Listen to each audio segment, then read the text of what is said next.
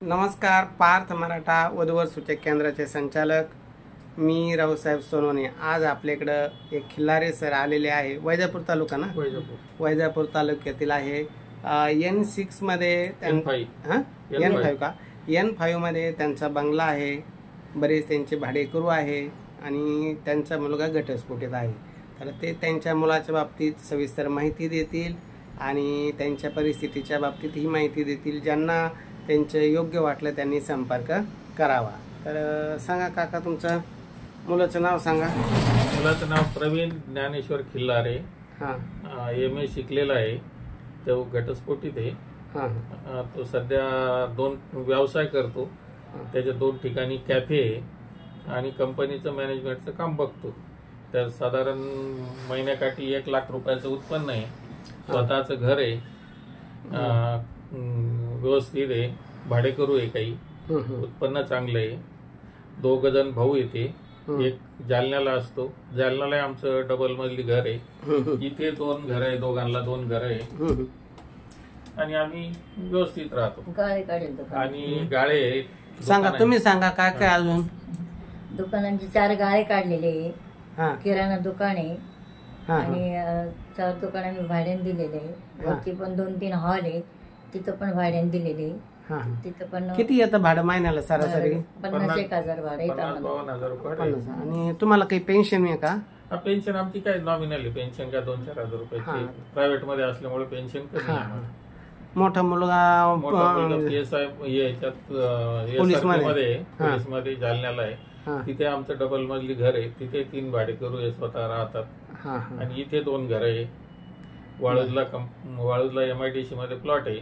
मुलाचा बिझनेस काय नेमका?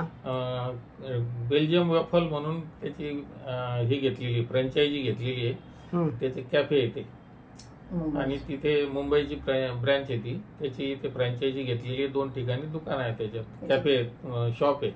एक कॅनॉटला आहे आणि एक निराला बाजारला आहे. आणि त्याच्यावर मुलं पण ठेवलेले. इकडे 5-6 मुलं आहे, तिकडे 5-6 मुलं आहे. कामगार लोक पण आहेत. आणि फ्रँचायझी असल्यामुळे सर्व मुंबईवरून माल येतो.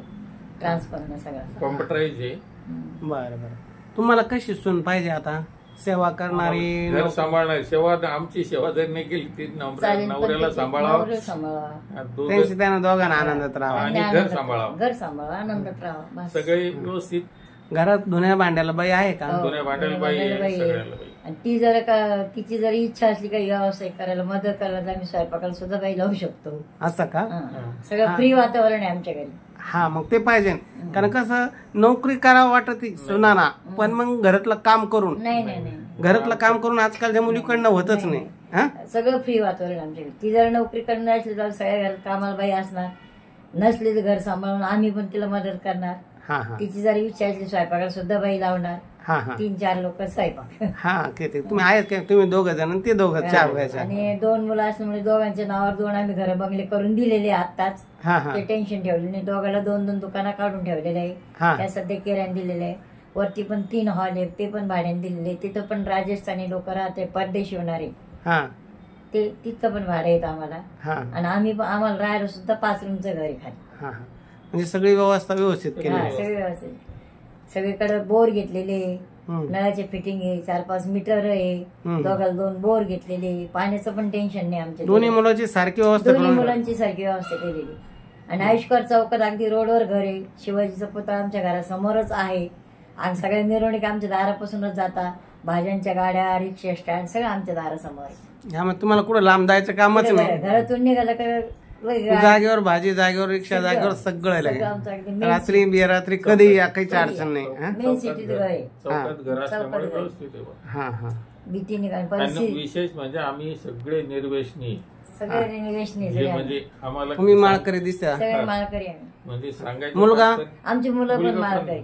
मुलाला तर बडीशोप सुद्धा व्यसन नाही का? चहा सुद्धा व्यसन. त्या घटस्फोट मुलीला तर बडीशोप सुद्धा नाही. आता पहिल्याला काही नाही ना, आपत्ती विपत्ती काही? घटस्फोट झालं, सगळं कम्प्लीट झालं. सगळं कम्प्लीट करून दिलेलं. बरं. आता घटस्फोटी विधवा चालेल ना? चालेल ना.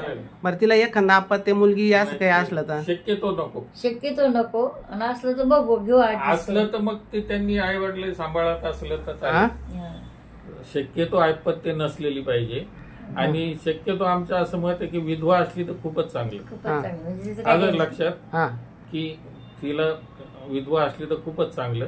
आणि जर समजा बायचान्स एखादं अपत्य असलं तर तिने ती आई म्हणजे त्याच्या आई वडिलांनी किंवा सासऱ्यांनी सांभाळावं. तुमचा मोबाईल नंबर सांगा.